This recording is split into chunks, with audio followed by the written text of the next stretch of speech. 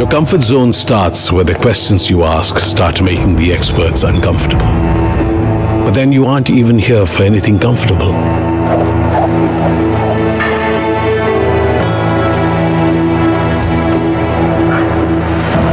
Not for a cushy job. Not for a 9 to 5. Your comfort zone starts where the questions you ask start making the experts uncomfortable.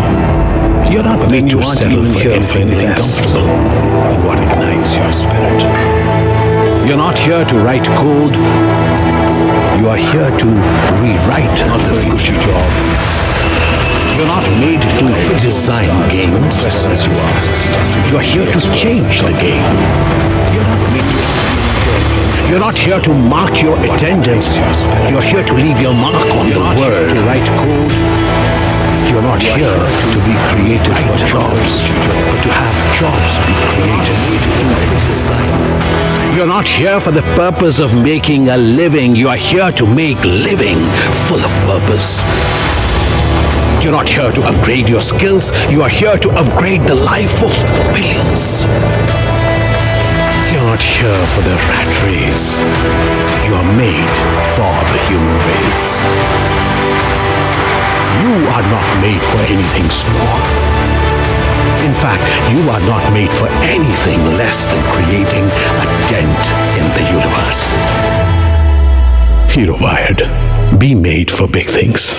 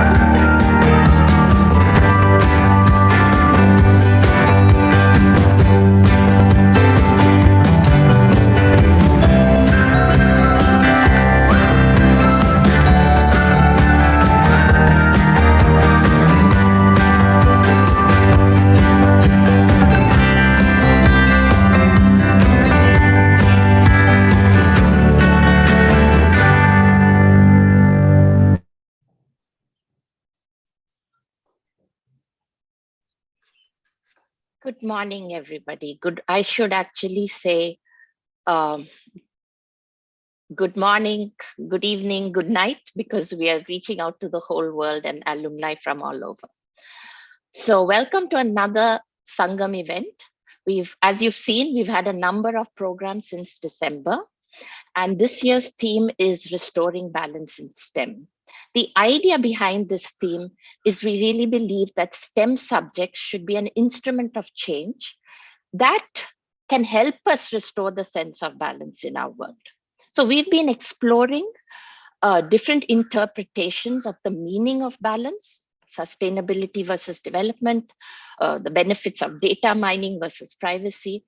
And as part of Sangam, we've had already a series of events that include fireside chats, we've had panel discussions, and the topics have been ranging from the agri-tech business to healthcare to sustainability. With all these programs, we've been looking through the lens of diversity, which is, of course, another important aspect of balance. So what are the possibilities if we have more women having these discussions, if they're part of the decision making? With all this very necessary, serious conversations, we've also had some fun. A crossword still available to be played, a school quiz, and then, of course, today, quiz. So it gives me great pleasure to introduce our Quizmaster, Berty Ashley. He was born and brought up in Madurai, but for today's quiz, he happens to be in Chennai. He studied in the American College in Madurai, and he's now a molecular geneticist at the Dystrophy Annihilation Research Trust in Bangalore. He works with the fundamental molecules of life, DNA, and is currently working on a therapy for those suffering from genetic disorders. But Bertie wears many hats. So he's an avid lover of music. He not only collects vinyl records, but plays with 3 bands. He plays the guitar, the keyboards, the drums, and he listens to anything from Hindustani to heavy metal. He's been taking part in conducting quizzes since his school days. And the love of trivia and funda is what has developed his very characteristic quizzing style, as you're going to see. A lot of humor, a lot of references to pop culture, and really just a lot of fun. Many of you might know him as the author of the Hindu Sunday magazine quiz, Easy Like Sunday Morning. And you might also really enjoy that quiz because he puts a lot of information there, so it really helps you get to the answer. And anyone who knows him well will also know he's a major coffee lover, so you will never catch him without his cup of coffee.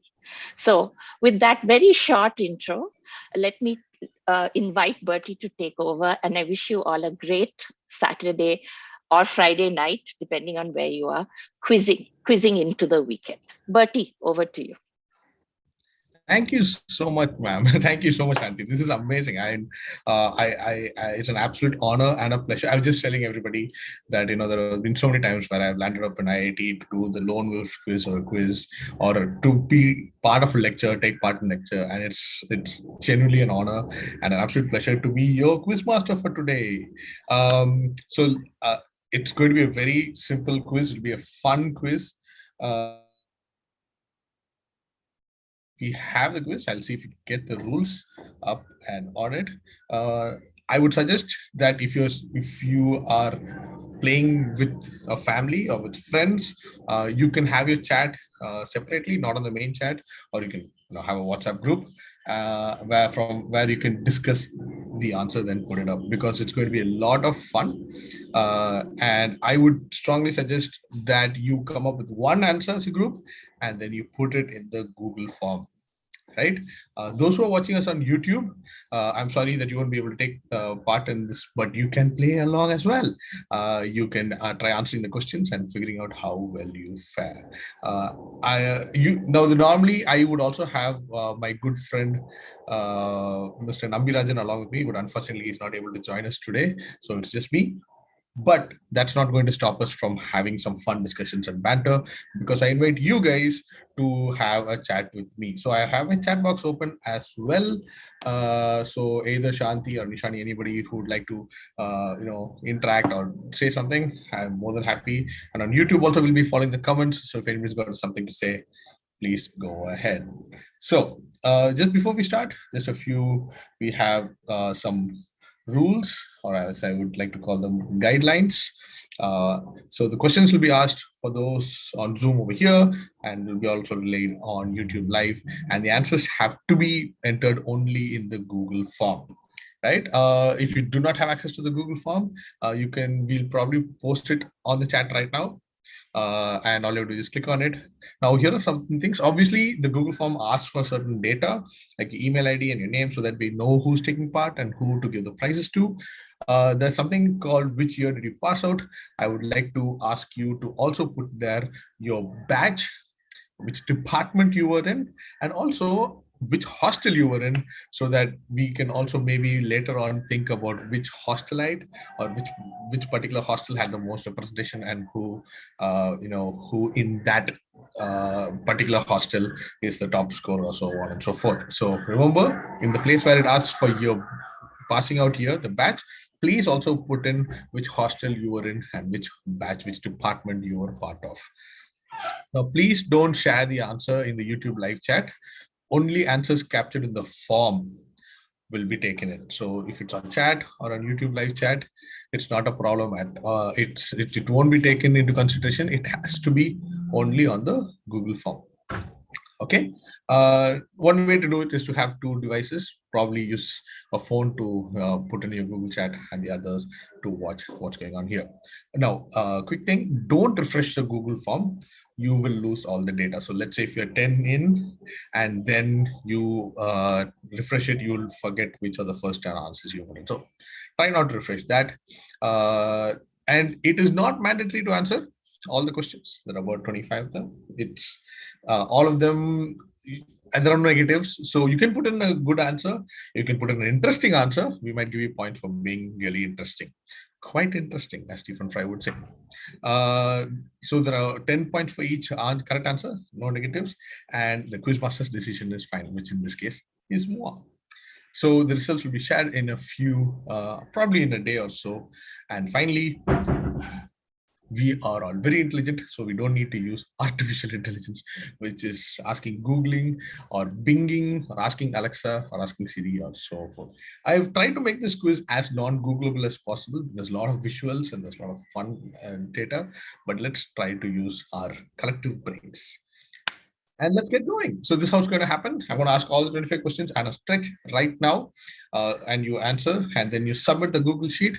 Then after that, I will go through the questions and we will explore the answers together.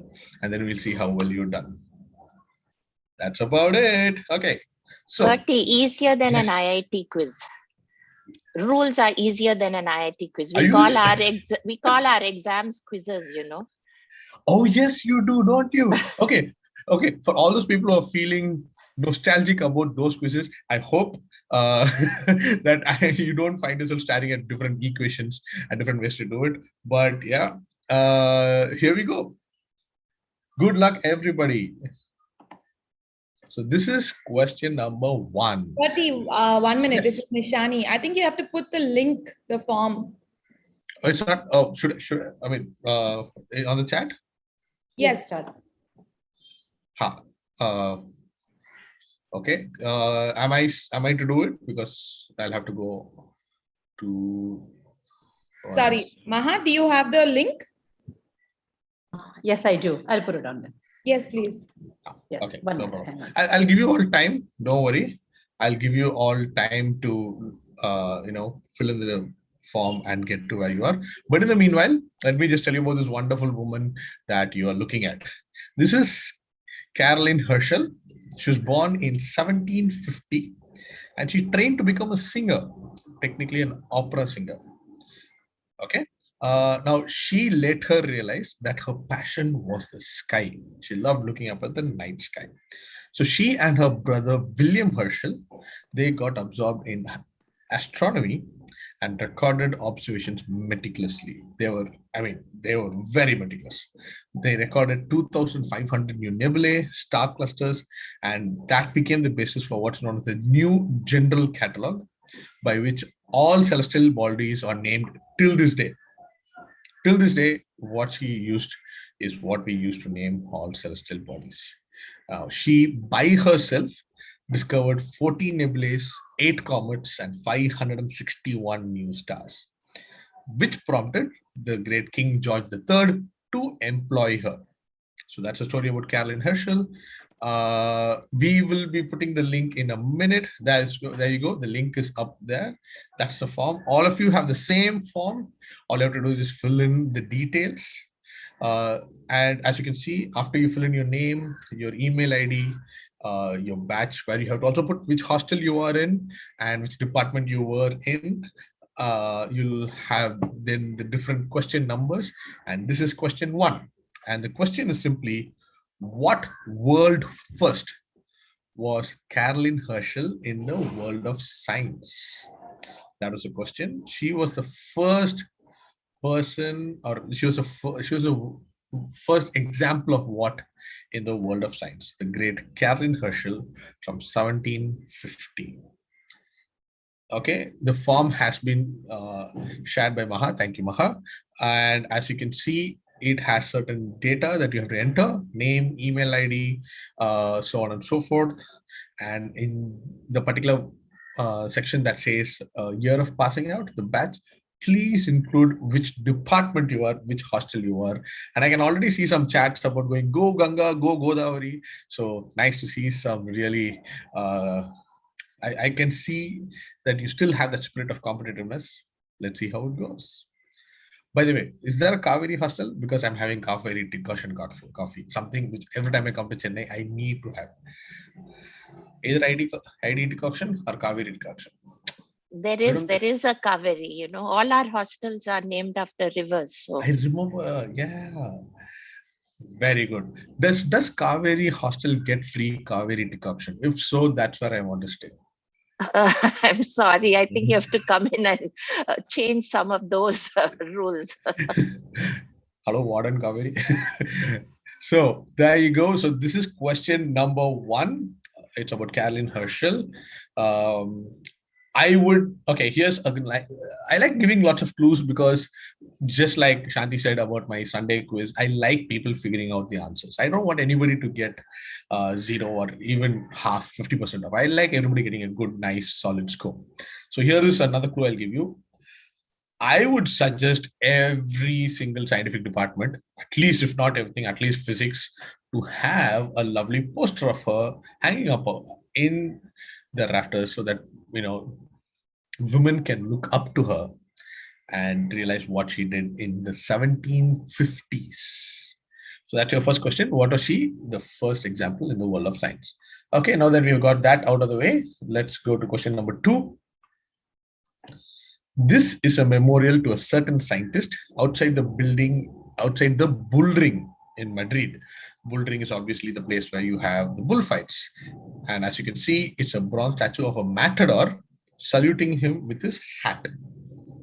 Right? He takes off his hat. So there are 2 statues. There's a statue of a scientist where I've blocked out the name.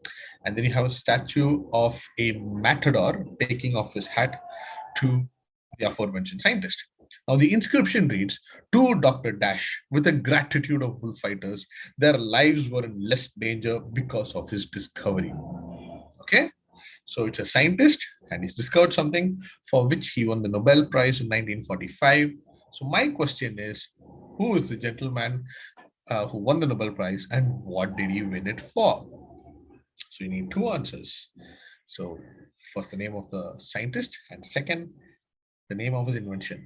And as you can see, it's a picture of a matador doffing his hat to the statue of the scientist. So that's what we're looking for, a name of a scientist and the name of his discovery. 1945, the Nobel Prize. Okay.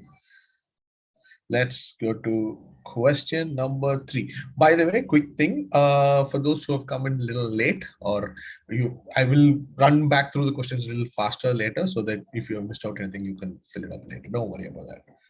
Question number 3.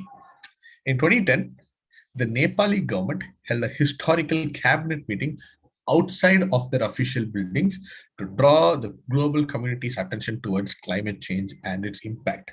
So, in 2010, where did Nepal hold a very special edition of its cabinet meeting? And for those who are interested, there's a lovely picture of the Nepali flag. The only flag which is not in the form of either a square or a rectangle of a national flag. There you go. He seems to be in a lovely place, looking at a lovely scenery. Oh, I'm quite jealous of him right now. I wish I was there. Now, there are reasons why I put certain pictures. The previous one had Caroline Herschel because not many people have seen her. This one has a picture, this particular picture, because there's a clue hidden in the picture. If you are wondering, what's happening? I'm not sure if others can hear, but I've suddenly lost audio. Oh, okay. Now it's back. Yeah. Okay, so let me repeat what might have been lost is the fact that I said I have put in this picture for a reason, because there is a clue in the picture as to where the Nepali government could have held a historical capital. Now, there's a very specific answer. You can't just tell me it was outside. Well, that's given in the question, in a very specific place. That's what I'm looking for. Okay. Let's go to question number 4. By the way, for those who know about the amazing work that Shanti and everybody else is doing, it's not just a balancing of STEM, it's balancing of multiple things. And so we're also talking about sustainability. We're also talking about energy and how we have to have a balance with nature and so on and so forth. So there are lots of interesting questions from there. And if I'm not wrong, the next one exactly is from there. So this is something called Dash, which is what the question is. German botanist Wilhelm Bartholdt discovered the Dash effect, which he presented in 1994. This effect is a self-cleaning surface caused by the combination of chemical makeup of the surface and the micro and nano projections on the surface. Now, in which plant did Bartholdt discover this self-cleaning effect, or fill in the blanks of the name of the effect which makes the surface a self-cleaning surface? It's a lovely picture of it in action. Also, I have given the reference, so if anybody's interested, I'm a molecular biologist. I should be giving references. Very important. Always cite your facts. We have a huge poster in our lab which says the credible Hulk. You wouldn't like me being angry because I always cite my facts when I'm angry. It's the other side of the Incredible Hulk. So the question is, what is the name of this effect, which is named after the place or the plant in which Mr. Wilhelm Bartholdt discovered this self-cleaning effect? Oh, also, if there are any quizzes out there, all the blanks are indicative. Okay, the quiz is not what I'm talking about. For those who are not quizzes, let me explain that. An indicative blank is that the length of the blank is equal to the length of the answer. So since you can see the font that's being used, Canberra, for those who want to know, and the font size 28, you can kind of figure out how many letters fit into that blank, right? And if so, how long the word would be, it would be perfectly right. So that's what's called an indicative blank. So next time you want to show off in front of a group of quizzers, and I'm also one of you, all I would say, are the blanks indicative? And they'll be like, oh, he's a quizzer. Right. Let's go to... So if we have these self-cleaning effect surfaces, why do we still have dust on every surface here? That is one of the great mysteries of life. We have one of those Roombas here. So it goes over a place, sparkling clean, and then I go call Akhil and say, hey, look at this place and it's dusty. I'm like, dude, where did that come from? We live on the 4th floor. Where is the dust coming from? Dust. If somebody can figure out how to make dust into energy, let's finance that. That's your elevator pitch. I am from Madurai. Okay, we have dust which is 6,000, 7,000 years old. If you do carbon dating on the dust over there, you're like, oh, this is during the great Nair revolution. Okay, question number 5. In 2009, Grant Barrett, the chairman of the American Dialect Society's word committee, selected the most creative word of 2009, which since 2020 has been back in use. Okay, something which was first created in 2009 is now suddenly, obviously, is back in use in 2020. It's called the Dracula Dash. All of you know who Dracula is, right? Any Hotel Transylvania fans there? I'm a big fan. Anyway, the Dracula Dash. This is used in it was used in various press conferences when giving advice to the general public. Now, fill in the blanks, okay, and tell me what it could be. If you just fill in the blanks, I think that's more than enough. You need a very specific word there. Okay. The clue is, since 2020, it has been in use quite a lot. And all of us know what's been happening since 2020. This is one of the reasons why we are doing this virtually, or else I'll be right there. We'll be doing this all physically. So it's based on a trope. Trope is like a cliche thing in pop culture. Even if you watch Hotel Transylvania, this trope comes up throughout all the 4 films. Yes, there are 4. The 4th one came out, Transformania. Am I the only one who's talking about Hotel Transylvania? Yeah. Yes, I know. My tastes differ. Okay, so we're looking for one word and something to do with the trope of Dracula doing certain things, and which is why it's been back in use since 2020. Okay, let's go to question number 6. This particular entity, of which I've given you some microscope pictures courtesy of Professor Radnaul Siddiq, contains evenly spaced layers of biopolymer chitin that are separated by air. These nanostructures constructively reflect light to create the characteristic iridescent color of a particular animal. So these are the microscopic structures which you will find in which animal that all of you pretty much have seen, probably interacted with, and I know a few people who are scared of it. This is very interesting. One of our partner's cousins, she has a morbid fear of this. I failed to understand why, but it's a very common animal. Okay, think about characteristic iridescent color. Now, yeah, if this was one of those quizzes which I am doing for my gang, my family, I would have to explain what is iridescence, but this is IIT. Of course, I don't have to explain what is iridescence. Oh, so yes, which animal are we talking about? Right. Question number 7. This is a poem by a Nobel laureate who was born in a town which is now in Uttarakhand, right? North India. Now, who is this poet and what is he talking about? I need 2 answers. The name of the poet and what is he talking about? This day relenting God hath placed within my hand a wondrous thing, and God be praised at his command. Seeking his secret deeds with tears and toiling breath, I find thy cunning seeds, O million murdering death. I know this little thing, a myriad man will save, O death. Where is thy sting, thy victory, O grave? Enough feelings. Wow. That sounds more like the lyrics of a heavy metal song. I mean, I would genuinely make this into a heavy metal song. Have you tried? Have you put it to your... Now that we're talking about it, why not? Yeah. You know, we could play it as the background of the next quiz. Cycle gap, you already talked about next quiz. Very nice. Okay. We told you once we get you in to do these programs for us, we won't let you go.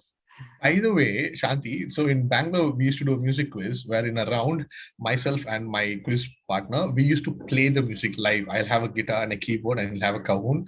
So the music round was us playing songs and they have to figure out what the tune of the gig is. That's a bit unfair, right? Because it depends on the quality with which you play. Cycle gap, you said. Okay, fine. I haven't heard you play. I'm just being very general here. Challenge accepted. Ladies and gentlemen, now there's a clue for you here. Now, I did say this is a poem by a Nobel laureate, which means you would think, so that person must have been a Nobel laureate in literature. Aha! No, that person won a Nobel Prize in science. Therefore, is in this quiz. Although, as you can see, they are a very good poet. They won a Nobel Prize in science. So that's your clue. So let's go to question number 8. This is Professor Barry Marshall, who had the honor to say hi to, who shared a Nobel Prize in Medicine in 2005 for discovery of the bacterium Heliobacter pylori and its role in gastritis and peptic ulcer diseases, verbatim from the Nobel Prize. in what extraordinary way did he prove his hypothesis, which led to his Nobel? Hi, Bertie. How are you? Sir is using multi-channel pivot. Very nice. Good job. Now, here's the thing. I'll give you a little clue about what this is going on now. Heliobacter pylori and its role in gastritis and peptic ulcer diseases. Now, for a long time, people thought stress is the reason for ulcer. Right? Oh my God, I'm so stressed. That's why I have ulcer in my stomach. Our man here said, nope, it's because of a particular bacteria called Heliobacter pylori. And he proved it in a very interesting manner, which gave him the Nobel Prize. Right? So, what did he do to prove it? Which has led to him being in this quiz. So, obviously, he's not done something which is run of the mill. He's done something very different. So, what did he do? By the way, Shanti, so he lives in Australia, and my chief scientist went to meet him, and he knows I'm a fan, so we had a talk, and so he had the Nobel Prize in his hand, which is like a big, nice medal, and then after that he talked and he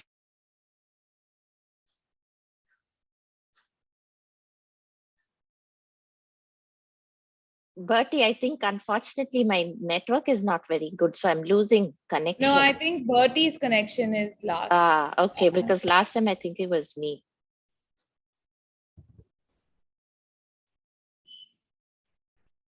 So we'll just wait for a bit. Hopefully it will come back. Yeah. spoke for some time and said, okay, bye, whatever. And then Bertie, we all lost you first. So you gave a nice talk, but nobody heard it. And maybe we lost him again. Oh my God, how much did we miss? You started telling us about the visit to Australia to Damn meet. It. Well, okay. Thank you so much. So, okay, quick update. I just said, I didn't meet him. My boss met him and then called me and showed on video. So when he left, he was given the gold medal, like the Nobel Prize. And he was like, wow, are you giving the Nobel Prize? Then he said, no, unwrap it. And it was one of those chocolates which are covered in gold foil. Yeah. So he has one of those ready for all his guests. If I'm a Nobel Prize winner, that's what I'm going to do. Oh, okay. Oh, I don't know if that's nice or not, but chocolate, yeah, not bad. Yeah. The closest one can get, maybe. I know, right? Yeah. Question 9. So this is the Jeevan Bindi, or the life-saving dot, which was a way to help women across rural India to get the daily required dose of a certain element. So the question is, which vital element is this that at one time was not available freely to Indians thanks to Mahatma Gandhi? That's your, so the question is basically name an element.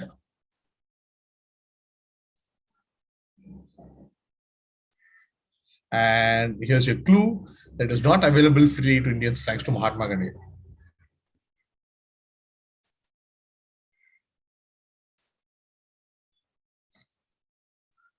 So it's called the Jeevan Bindi, or the life-saving dot. So all you have to do is name an element. Wait, where's my video? Oh, it's videos. Okay, good. Okay, that's question number 9. Let's go to question number 10. The gold luster in these spots, as this beautiful picture shows you, is thanks to nanoparticles created by artisans adding copper and silver salts and oxides together with vinegar, ochre, and clay on the surface of previously glazed pottery. This technique originated in a particular culture because the practitioners were not allowed to use gold in artistic representations. Remember, they were forbidden from using gold in artistic representation. So they had to find a different way to create a similar effect without using real gold. So this amazing nanotechnology, okay, we know exists thanks to which culture, which has been there for millennia. Well, I wouldn't say millennia, for hundreds of years.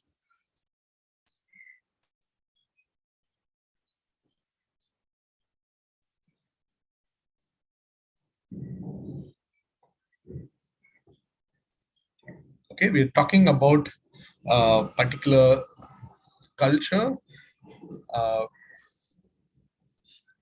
Yes. Thanks, Nishani. The Google form, just fill in your details. Remember where it says you have to fill in your year of passing out.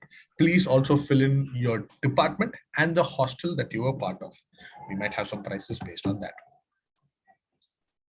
So the question on this page is that which culture, which was forbidden from using gold in artistic representations, figured out to a way of using nanotechnology to do so. Okay, question 11. This is literally a screenshot of an article.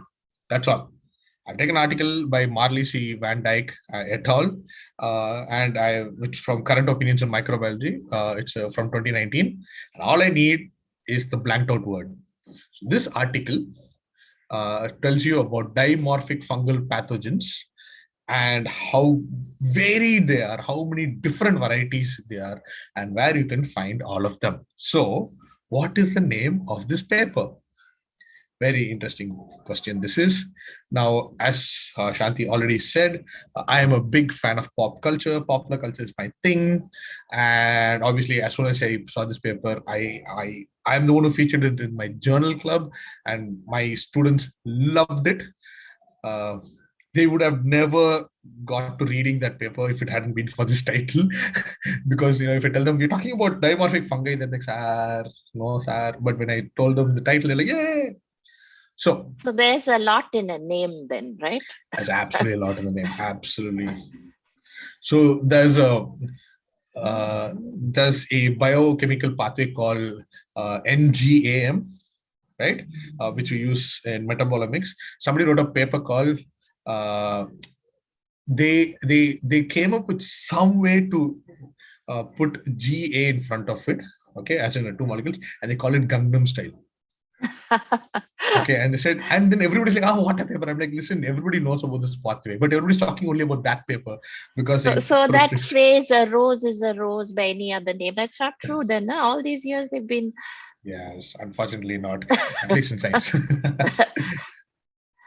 But it's nice when scientists do that, because otherwise, you have these very dry and cut and to the point names for everything. Right? I know, right?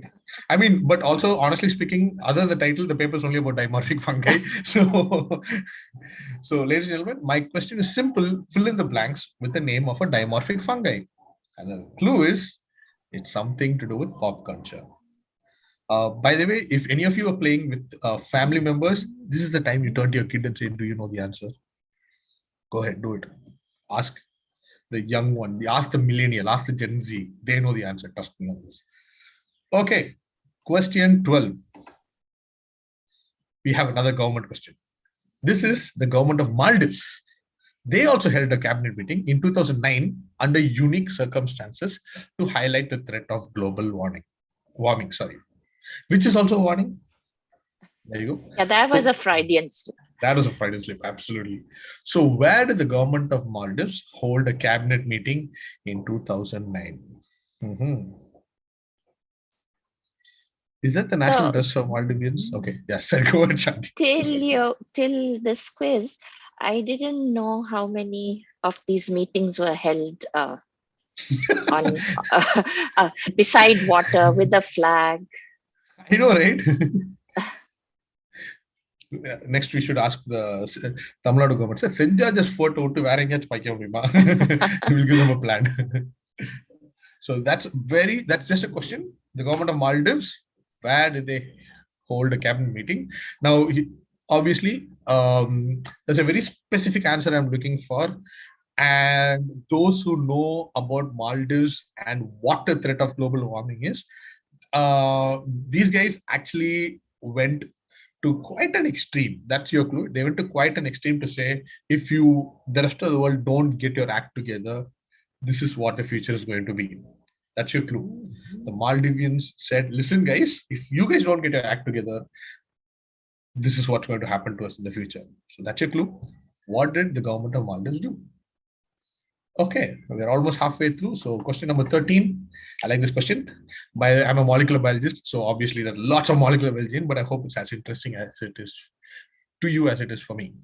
Superbugs are resistant to all antibiotics and are a huge threat to medicine. They are a major thing coming up. Antimicrobial resistance is one of my pet peeves. I have got like 4 papers on them. Anyway, one mechanism which contributes to antibiotic resistance involves an enzyme called NBM1. Now, this is responsible for resistance to Klebsiella pneumoniae.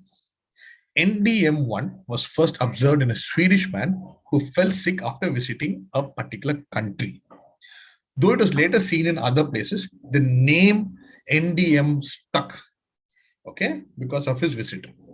M stands for metallo-beta-lactamase, which is an enzyme. ND stands for a place in that country, which is also referenced in a 2011 cult film. So, in NDM1, what does ND stand for?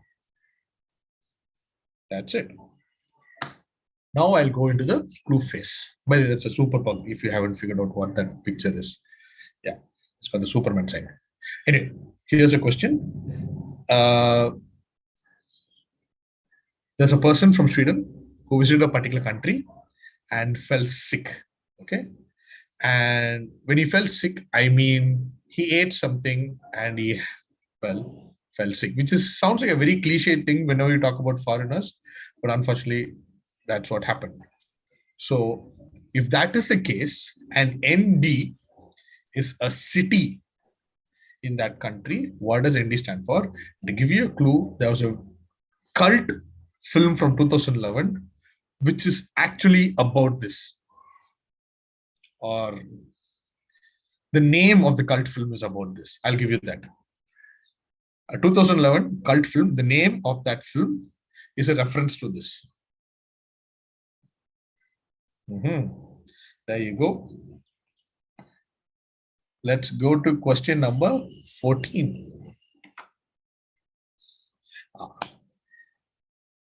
Dorothy Hodgkin in 1964 became the first and so far only British woman to win a Nobel Prize for her work in determining the atomic structure of cobalamin, an essential compound that is involved in metabolism in the human body.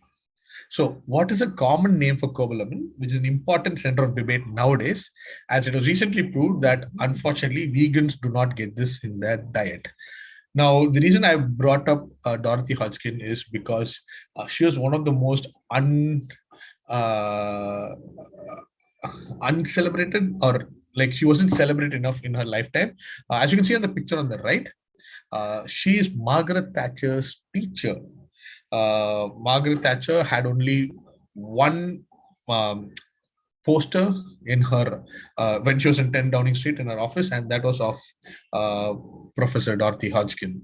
And she was amazing. She was a woman who overcame much. How do I say this? Much trial and tribulation to be where she is, and she has to be celebrated for her amazing work. So her work was in cobalamin. So what's a common name for cobalamin? Which recently a paper came out which said that vegans unfortunately do not get this in their diet. So that's your question. Okay, question number 15.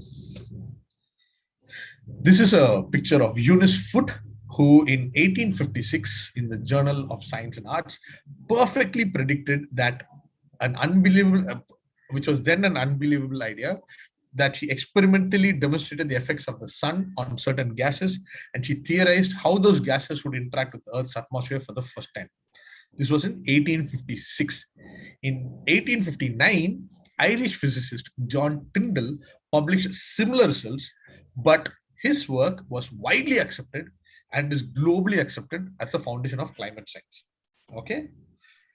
My question is, 3 years before John Tyndall, what did Eunice Foote predict, which is now a global issue, but was ignored at that time due to gender bias? What did Eunice Foote tell everybody in 1856 is going to happen? But nobody listens to her because she was a lady. 3 years later, some dude comes along. Okay, not some dude, it's John Tyndall. did a lot of other things. But in this particular case, he said the same thing. Everyone was like, whoa, are you serious? I'm like, excuse me, this amazing lady did tell about that. So let's give her the credit. So we're doing that in a small way in this quiz. So what did Eunice Foote predict? So was she a scientist? From 1856. And it is just amazing as to how, how prescient she was. Bertie, was she a scientist? She was. Okay, because I've heard of John Tyndall. I'm ashamed to say I haven't heard of her. Not anymore. This quiz was, I am glad that at least one thing we have got today, everybody.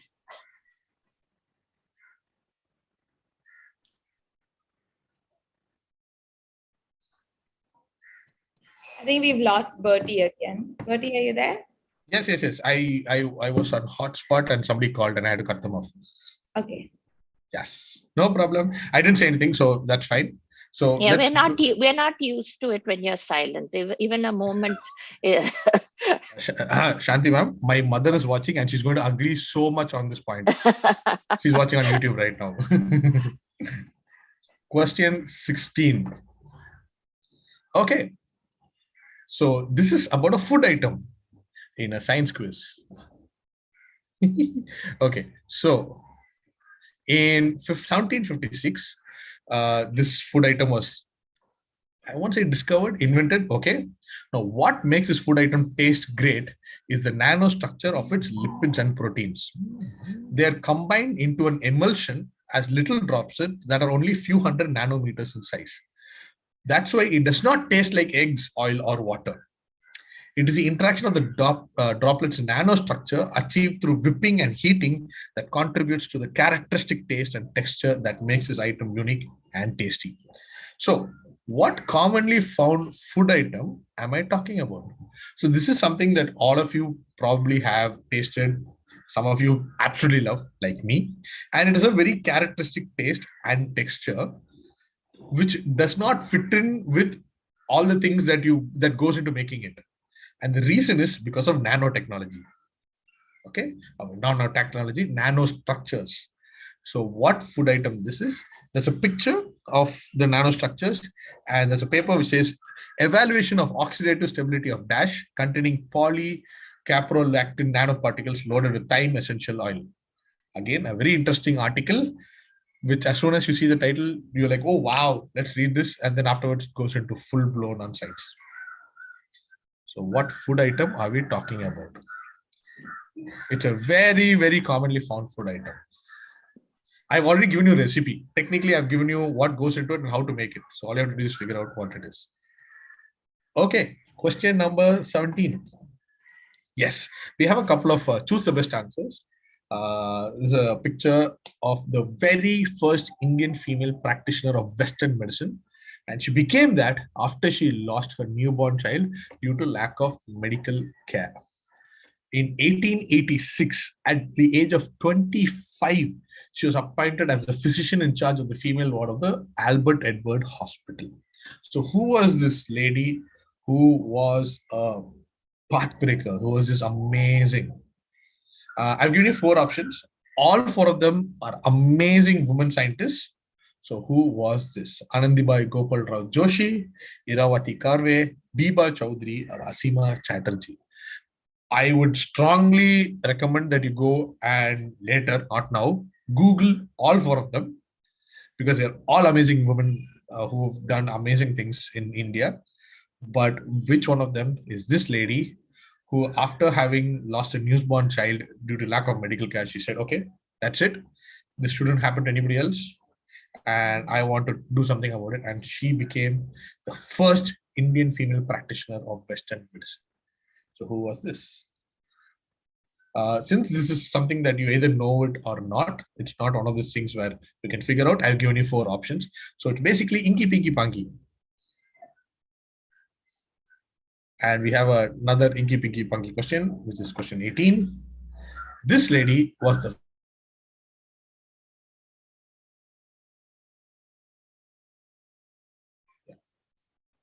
Okay, I'm back. The first female Surgeon General in India and the founder of the Tuberculosis Sanatorium in Nagarkoil and the X-ray and Radium Institute in Trivandrum. So who was this lady?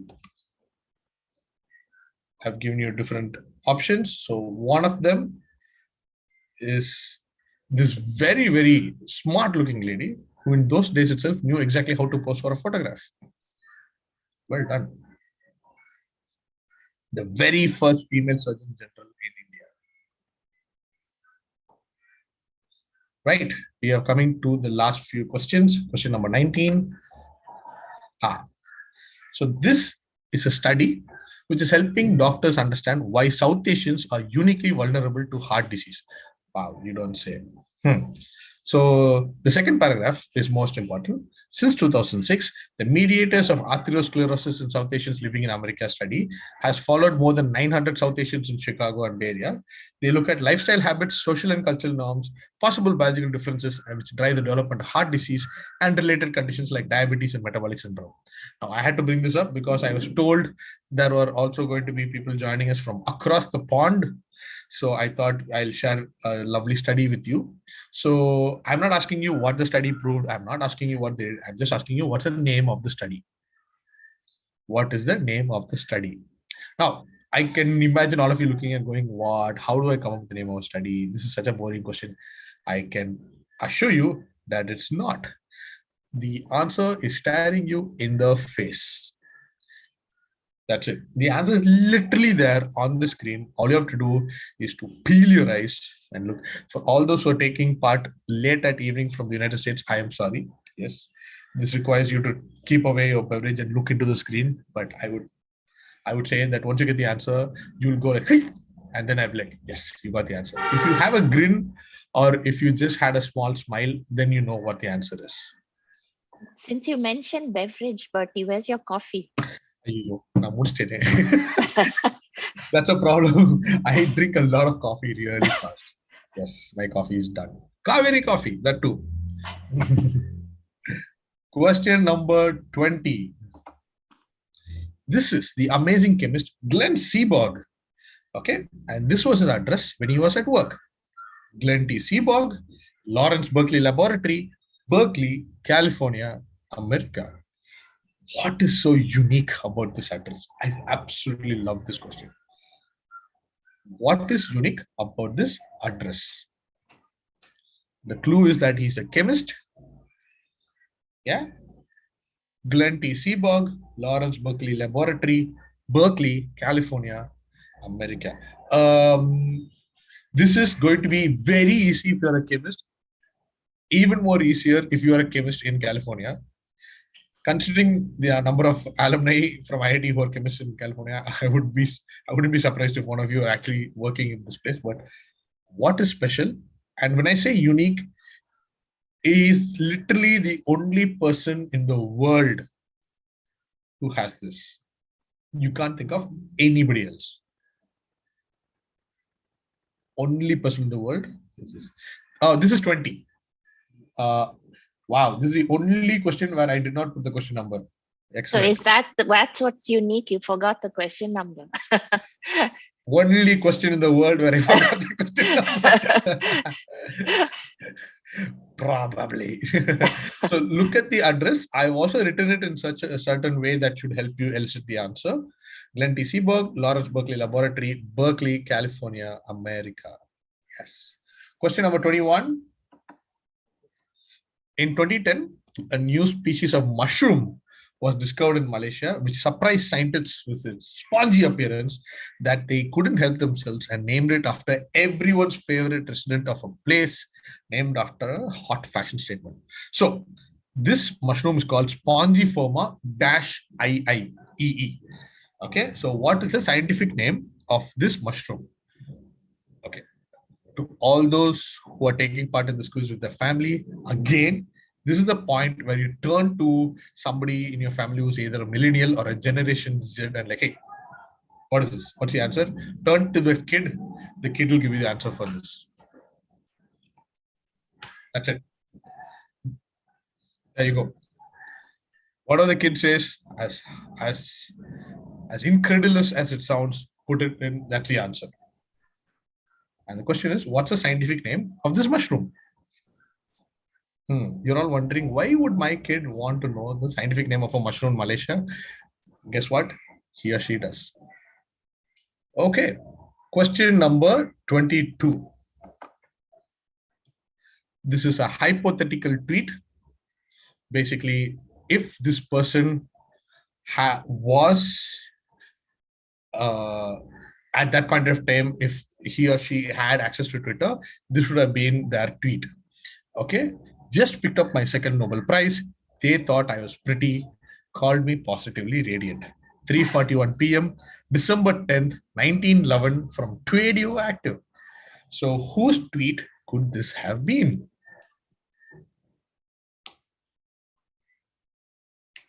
Whose hypothetical tweet was this? From December 10th, 1911. I have a whole series of these hypothetical tweets. Fun stuff. Okay, we are inching towards the end. Question number 23. Yes. The lady on the right was one of the first paleontologists in England, a woman called Mary Anning, who along with her brother collected a lot of shells, fossils such as ammonites and belemnites from coastal regions in and around her hometown. So she made collecting and selling fossils a family business. Her work contributed to some of the big changes in the way 19th century geologists thought about the history of the earth. Now, most of us, or I should say in this instance, all of us have heard a rather twisted reference to her created by P.J. McCartney in the book Henry de la Bench. So, by what reference do we know Mary Anning, who very interestingly, with her dog, who's featured in the picture, was the first person to happen upon an ichthyosaur? You know, this huge fish like dinosaurs which used to live in the sea, which comes up in Jurassic Park all the time. She was the first person to find one of those. By the way, you see, she has in her hand a hammer. She used to go walking every day. She'll go, just imagine like Shanti taking a walk on Besant Nagar beach with the hammer and with the dog on the side. And she just trips over something, opens it up, and it's a dinosaur bone. That was literally Mary Anning. Every day she'll go walking, she'll find a bone, and she'll discover a new dinosaur. If you go walking on Besant Nagar Beach, you're sure to trip over something and find something. That's for sure. Not a dinosaur bone. No. Yeah, bad luck. And nobody would put me into a quiz. I would not be famous because of that discovery. I'll take that as a challenge again. So, ladies and gentlemen, how do we all know the amazing Mary Anning? Now, again, this is something you would know in a completely different context. Okay, I have given certain clues in the way that I have phrased the question. So let me read that again. Most of us have heard of a rather twisted reference to her created by P.J. McCartney in a book.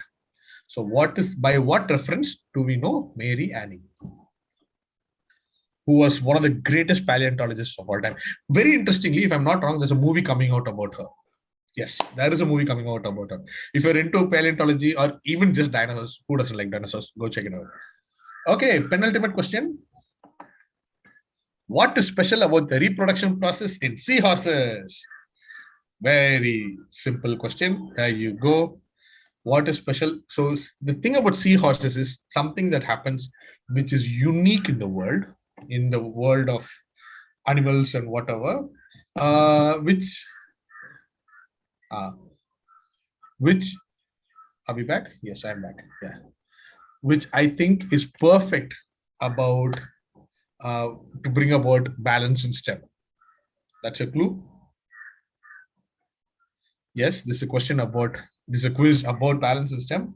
So I'm asking a question about reproduction seahorses. So you must be able to figure out what happens. And final question.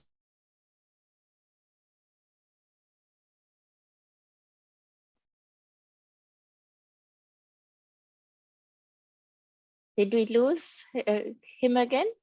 Yes, we did. Yeah. it's special for the final question, I think. Yes.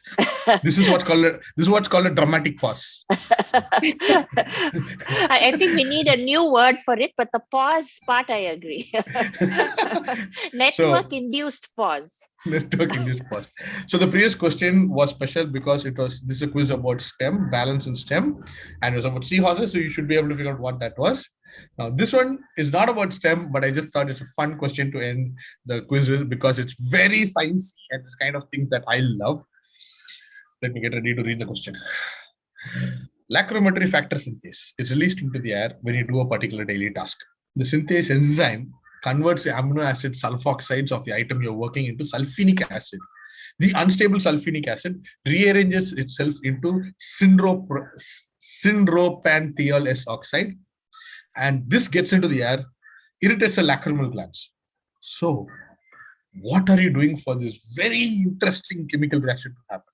And to help you, I've got synpropanthiol S oxide, a picture of that, which is not going to be of any use at all to you. I know, you just said to help us. It doesn't help us at all. It doesn't help us at all. Sometimes I can be very helpful just for fun or very unhelpful. So this gets into the air, irritates the lacrimal gland. I'll give you a clue. This is something that all of us have experienced, but I would like to use this opportunity to say, in relation to STEM, unfortunately, men don't usually take part in this chemical reaction. I would strongly suggest, just to know the chemistry of it, you should try it as well. So it might sound a little sexist, but unfortunately, India, it is very true. In my case, personally, in my case, I like doing this. So I am aware of this chemical reaction. A lot of times, it's usually the women who are, I won't say enjoying, will have to put themselves through this chemical process. Shanti is like thinking, what's he talking about? I know that your mom is listening to the quiz. So if you're not telling the truth about doing this particular activity, your mom will catch you on that. So this, both my mom and Akila will agree, is something that I do. So it's okay, fine. Okay, that brings us to the end of the quiz. That's it. So if I go to the next slide, what does it say? Time for answers. Okay, so what I'm going to do is quickly, just to help people, I'm going to quickly go back and recall all the questions in order without spending too much time so that you can, just have an idea as to what. Okay, press the home button, right? Oh yeah, that makes sense. Okay, there you go. The first question was Caroline Herschel. She was the first in the world of science for what? Question 2 was, this is a picture of a matador doffing his hat to a scientist to whom they have gratitude. So who is the scientist? What did he discover? Which he got the 1945 Nobel Prize for.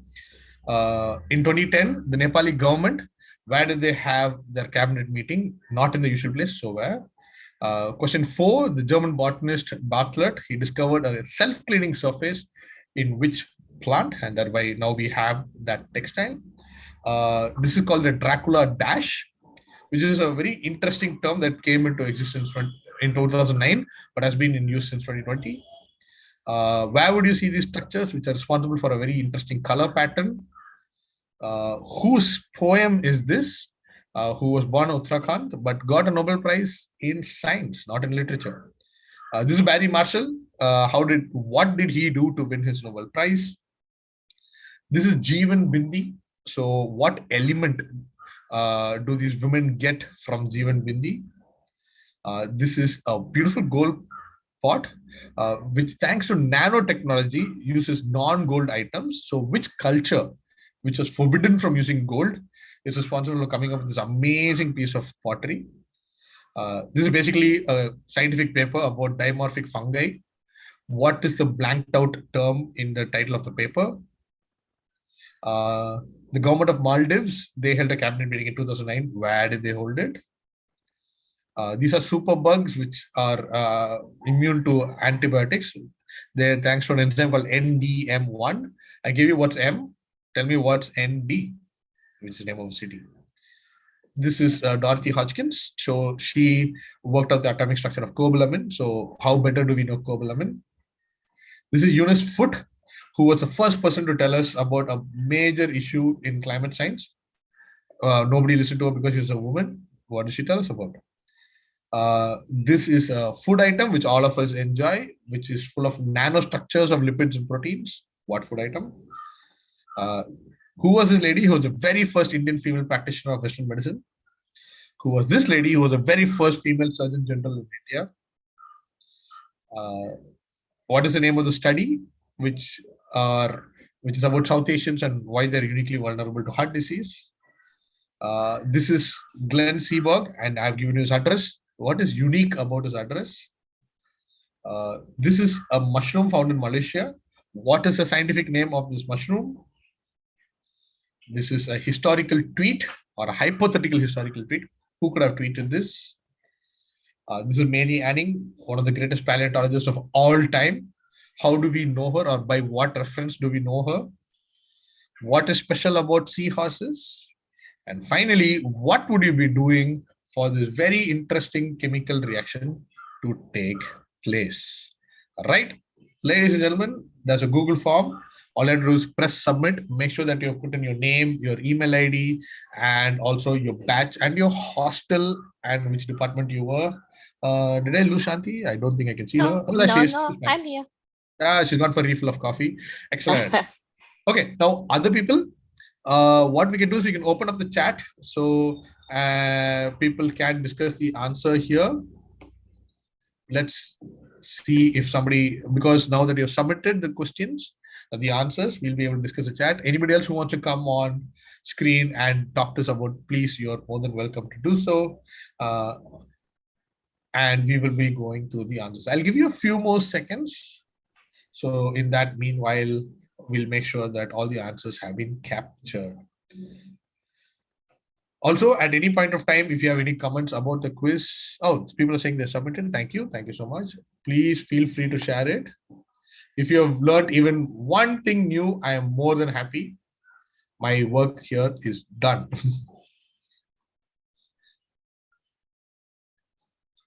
Somebody from Bangalore also. Yay. Okay, there's a lot of people saying they submitted. Excellent. That's really good to hear. Hi, Dinesh Kirtivasan. Surprised not to see a music question. I did a full on music quiz just a couple of days back. Go Shravati. Oh, wow. Yes, the hostel people are now, all hostelites are getting together. Do we actually have people from USA? Because we did try to adjust the timing to get some of them. So I hope that worked. I know. Yes, somebody did say yes. Okay, so, great. Yeah. Everybody, please stick around for just a few more minutes. We will be going through the answers. There's lots of fun information coming out in the answers because obviously you need to know how well you did. More than that, I have a feeling you might discover things that you did not know existed before this. Thank you so much. I'm getting really good feedback. Yay. Paragalan, thank you so much. Always really fun quiz. Hey, thank you. Thank you so much. I'm glad we could do this. Are we good to go for the answer, Shanti? Yes, yes. Yay. Okay, ladies and gentlemen. Thanks for submitting, everybody. I think we'll be closing the Google form now. You can close it for submissions. I think enough time has been given. So let's go to the answers. So you can put it in the chat or you can tell us what is special about Caroline Herschel. I think Nishani people can can they unmute themselves? Yeah, you can. Yeah. Nishani, you can also answer, by the way. No, that's a good joke. But thanks, Akshaya. No, I'd request, let's go through the answers and then we can open it out. Or do you want to open it out? It's open. Keep it open, right? But open it out. Okay. Yeah, open it out so that we can get some comments, right. And then you don't have to hear only Bertie say something funny. Exactly. Say something funny. Thank you, Akshay Sivakumar. That's so sweet. Thank you so much. Yes, but let me get this started off. So this is Caroline Herschel. I'll be more than happy to give you the first answer because I have something else to talk about this. She is the very first paid female scientist, first professional woman scientist. Woo!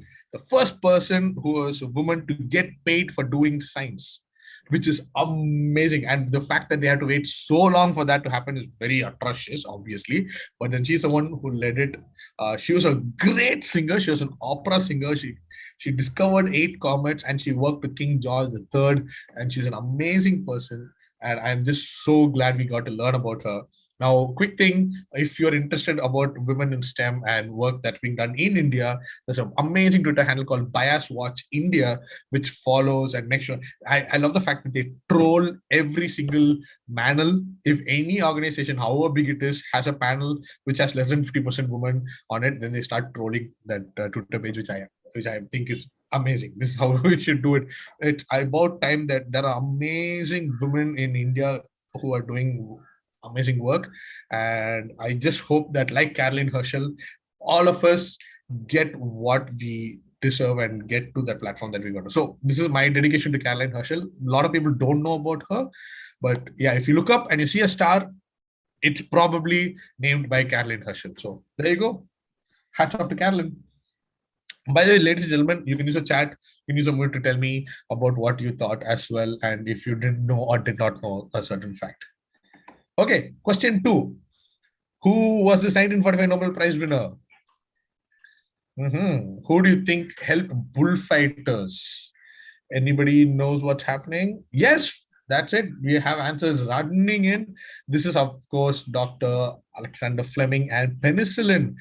So many bullfighters used to die because of their wounds. And it was thanks to penicillin that they were able to overcome their grievous injuries. So bullfighters think of Alexander Fleming as one of the greatest. Bertie was my junior in school. His mom was my French teacher. Hi, who is this? My mom is actually watching YouTube live. I'll tell her. I can't tell her in French because I did not study French, but okay. Thank you. Here's the next question. Yes. Okay, come on, Shanti, you should tell me about this. Where do you think the Nepali government held their cabinet meeting? Well, it clearly is in the Himalayas. Yes. Name one place in the Himalayas. Near Everest. Exactly. Perfect. They held a meeting on base camp of Mount Everest. But that means those ministers had to be fit enough to get there. Excellent point.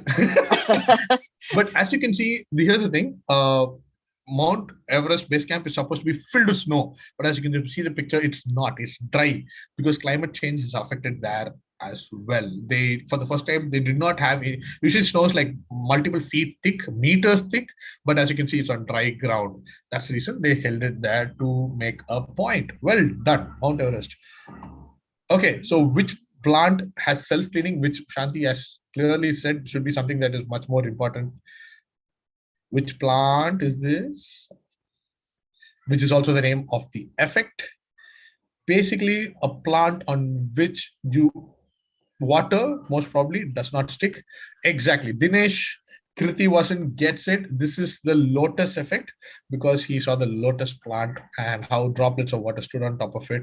It's because of microstructures. Technically, nanostructures. Well done, Dinesh. Good job. Okay. What is the Dracula Dash?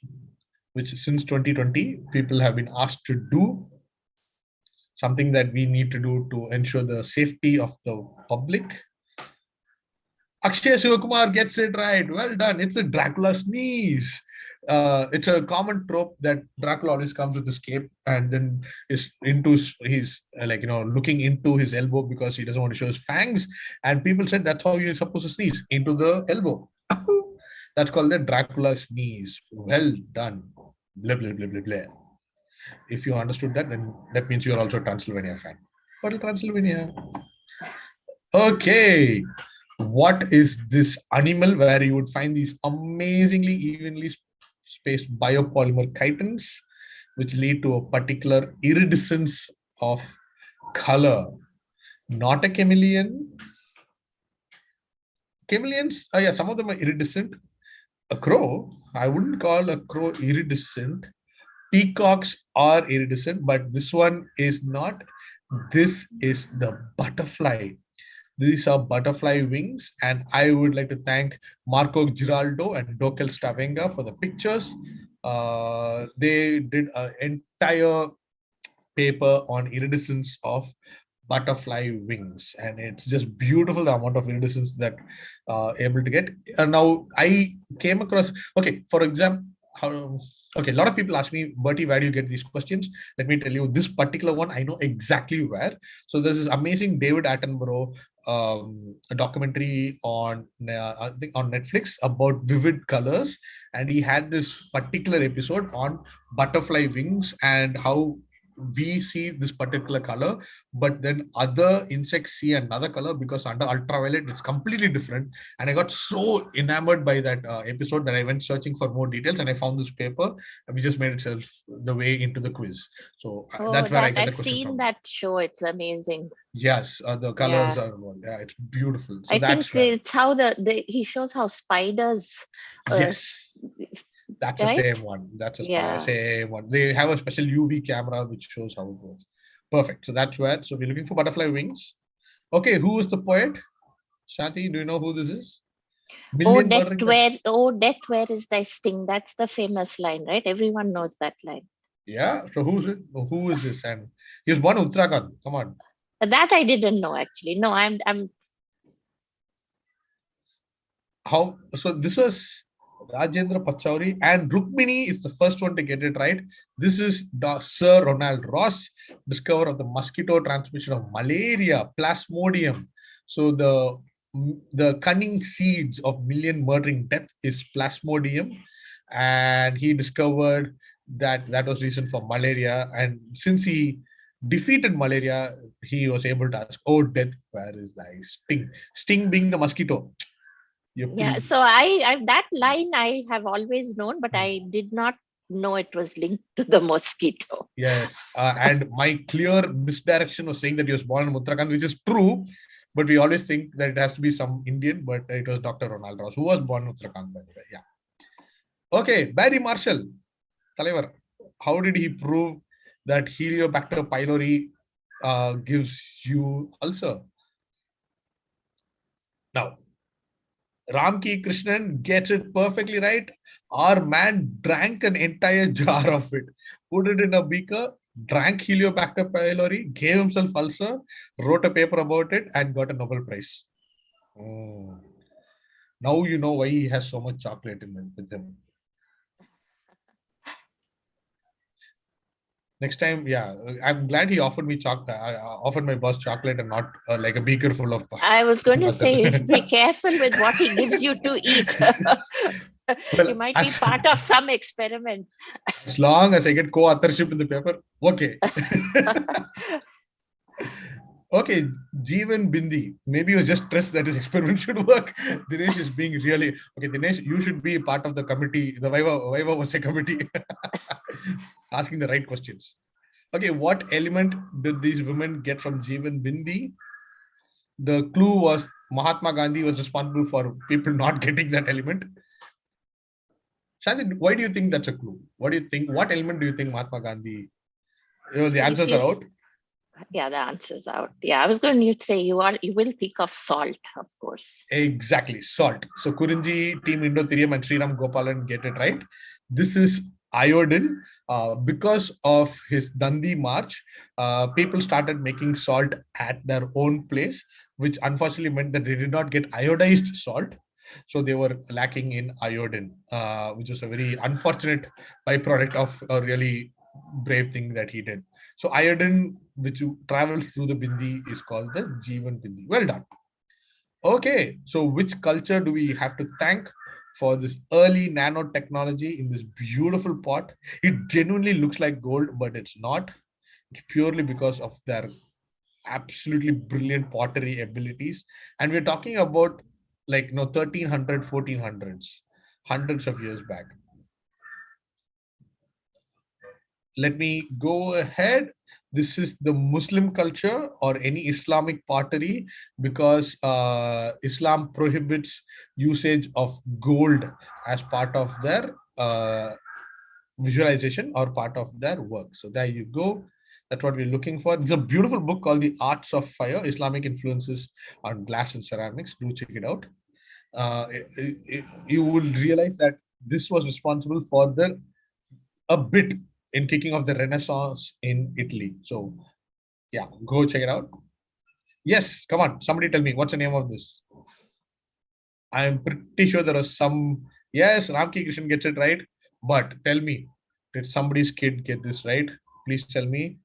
Because this is Fantastic Yeasts and Where to Find Them, which is a reference to Fantastic Beasts and Where to Find Them, which is one of the textbooks, which is one of the textbooks of Harry Potter, and now it's also a film series. Yes, Fantastic Yeasts and Where to Find Them. Thank you, J.K. Rowling. Yeah. By the way, it's a very interesting paper, but after the title, there's nothing about Harry Potter. So please, yeah. But if more scientists name their papers like this, even my students would read more. I know, right? Yeah. Okay, now we're back to government buildings. Now, where did Maldives hold a cabinet meeting? Where do you think this happened, Shanti? Must be on some beach. I don't know. I don't remember. You said it's on the beach. Guess what? They went even further. Debyajyoti Biswas and Siddhartha Roy Chaudhary both get it right. They had it underwater because they had to prove that if climate change was not checked, Maldives will be underwater. So they held the entire cabinet meeting underwater on the sea floor. Well done. Good job, Devyajyoti and Siddhartha. Okay. So what does ND stand for in NDM1, where M is metallo-beta-lactamase 1? Ramki Krishnan gets it right. It is New Delhi, which is a reference to Delhi belly. Yes. Our man from Sweden came to Delhi, ate some, I think, paneer butter masala or butter chicken, had Delhi belly, which is what also the movie is called. And from that is what they discovered the very first superbug for Klebsiella pneumoniae. So ND stands for New Delhi. That's what we're looking for. Good job. The clue was Delhi belly. Yes, straight direct question. Cobalamin. What is the vitamin? Cobalamin. And we have to thank Dorothy Hodgkin for B12. Govinda Sharma, Balaji V. They get it perfectly right. This is vitamin B12. Well done, Govinda Sharma and Balaji. Okay, next question. Oh yes, the great Eunice Foote. What did she tell us about in 1856, which nobody cared to listen to? If you had, probably wouldn't be having the problems that the Maldives and Nepal are going through, unfortunately. Yeah, greenhouse effect is the right answer. Well done, Dinesh Kirtivasan and Govinda Sharma. She talked about the greenhouse effect. And there you have the actual August 23rd, 1856.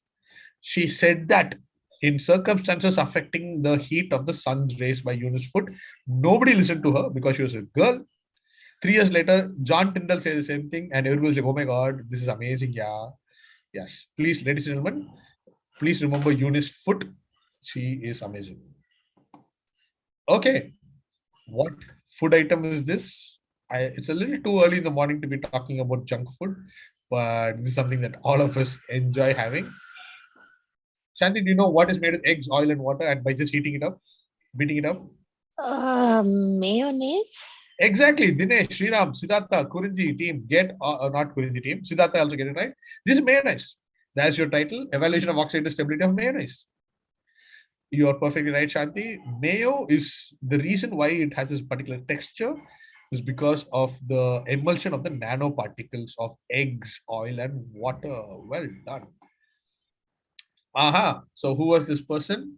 Okay, I'll just go ahead and give you the answer. This was the amazing Anandibai Gopal Rao Joshi.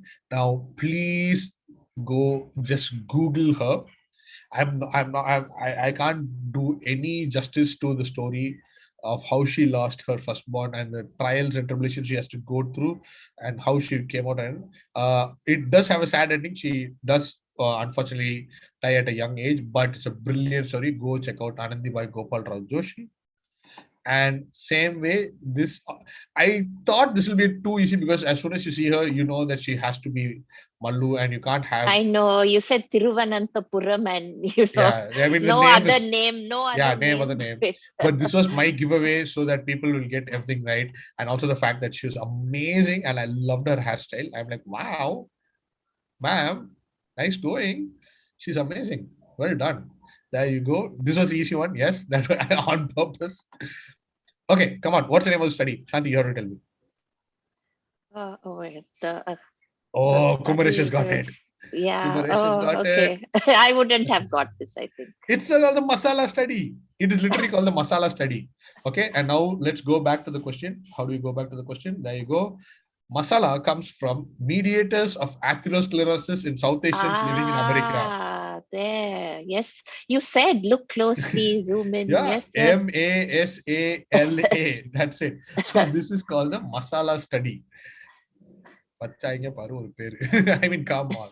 Oh, Dev Jyoti says, can you please check whether Kadambini Ganguly graduated with her? Interesting. Okay. Thanks, Dev Jyoti. I'm not sure how I'm going to figure that out, but it sounds like a challenge. I shall do it. Thanks, Rukmini. Yes, this is the masala study. Okay, to all the people who are living in California, America, come on, tell me about this. What is unique about this address? Glenn T. Seaborg, Lawrence Berkeley Laboratory, Berkeley, California, America. Paragalan gets it right. Well done. You can write the entire address using only element symbols because he's got an element named after him called Seaborgium. Then you have Lawrencium, then Berkeleum, Californium, and Americium. Yes, he's the only person in the world in history who you could write the entire address. You can, and there is proof that people have sent a letter to him with only the elemental symbols written on it, which is pretty cool if you ask me. Okay, come on. Shanti, do you know the answer for this? I've seen this one before, so yes. Yes.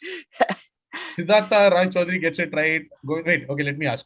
All those people who are writing the answer right now, did you get it or did somebody else in your family get it? Because you're all right. This is Spongiform SquarePants, named after SpongeBob SquarePants. See, I told you, Govinda Sharma says the son got it. Well done. I think you had this in the quiz for the kids also. Quiz. Yeah, yes. so it's a lovely question to ask. Yeah. So yeah, it looks so much like SpongeBob SquarePants that they had to call it SquarePants. Who said scientists don't have a sense of humor? Okay, hypothetical tweet. Oh wow, somebody already got it. Rama gets it right. This is Madame Curie. This was another easy one. Yeah. So here's the thing. Now, what we fail, my heroine says Akshay Sukumar. Absolutely. What we fail to imagine is that she was the very first person in the entire world to get 2 Nobel Prizes in 2 different sciences. She got it in chemistry and she got it in physics. Then her husband got it, her daughter got a Nobel Prize, her son also got a Nobel Prize. Their family was just full of Nobel Prizes. And unfortunately, yes, she had to pay for her amazing discovery by losing her life to radium poisoning, but amazing. What a woman. So yeah, you go girl, or as her tweet handle says, you glow girl. Mary Curie it is. Okay, question number 23. How do we know Mary? Another amazing Mary Anning. Yes, she is buried in a lead-lined sarcophagus. Also, her notes are still in a lead-lined book because you can't read her notes because they're too radioactive. Siddhartha gets it perfectly right. I appreciate Siddhartha and Kumaresh for writing the full answer. It takes a lot of effort to write the full answer because it's easier to write the full answer than to put on your mic and say the answer. Okay. That is absolutely true. She sells seashells by the seashore. I decided if you were going to ask me, I was going to just say I don't know rather than stumble upon it in public view. Yes, seashore from the Jurassic seashore. Yes, thank you, Ramki. The twisted was the clue, and that's a picture of the ichthyosaur behind her, which she discovered. We wouldn't have Jurassic Park, Jurassic World, and what's coming up now? Jurassic World 4, something new is coming up. All of this wouldn't be there if it wasn't for Mary Anning. Ladies and gentlemen, yes, an amazing woman. Remember, whenever next time one of your kids say, I love Jurassic Park. Tell them about Mary Anning, not about Steven Spielberg. Okay. Question number 24. Oh, wow. Rama is like, before getting the question, she gets the answer. Yes, the father gives birth. The father is the one who has all the children, and the father, the eggs, and the father hatches the eggs, and the father gives birth. Points for everybody who said the father gives birth, the male carries a baby, the male is pregnant, so on and so forth. Okay, Shanti, final question. What is a chemical reaction? What is this? Very interesting thing. Cutting onions. Yes, putting the vengayams. This is what happens when you cut onions. The lacrimal glands are your tear glands. So when I wear contact lenses, it's not so bad. Oh, that's a clue. Okay. Yeah, and that's it. Okay. I don't know why it's not changed into that, but yes, cutting onions is the answer. And I think that brings us to the end of the quiz. Yes, it is the end of the quiz. Thank you so much, everyone, for being part of this. Yay.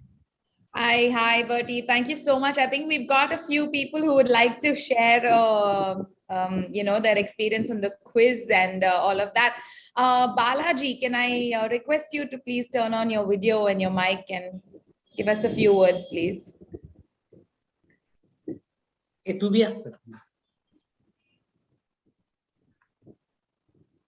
Balaji's video I can see has come on, but his mic is still not. Yeah, can you?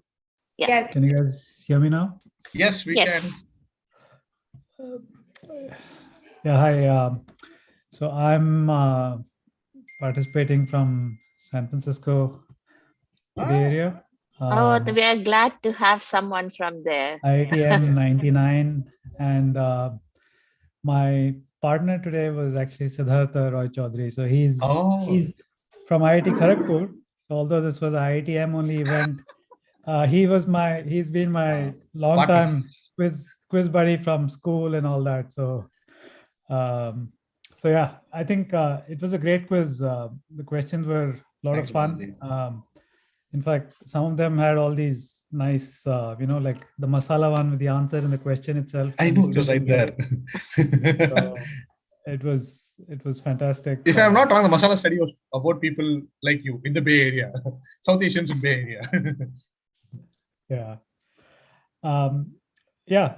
Overall, I think well organized. It was a lot of fun. So I'm glad we could participate. I think you guys also picked a good timing, convenient for at least those of us on the Pacific Coast.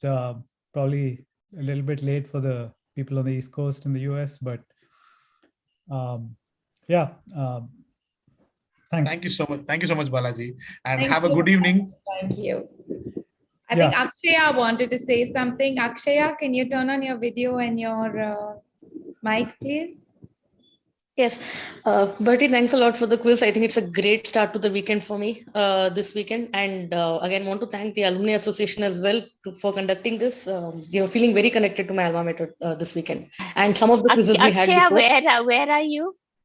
I'm in Bangalore. Okay. And another shout out to Bertie for doing women in STEM quizzes. So I conduct these in Goldman with a lot of very good responses. I am going to reuse some of your questions, and I'm happy to share mine with you as an aspiring Quizmaster. Please go ahead. I will be more than happy to send you more content your way. Happily. Excellent. Thank you very much. Next, thank you. I think I saw Meena over there. Meena is... Again, Mr. Govinda Sharma.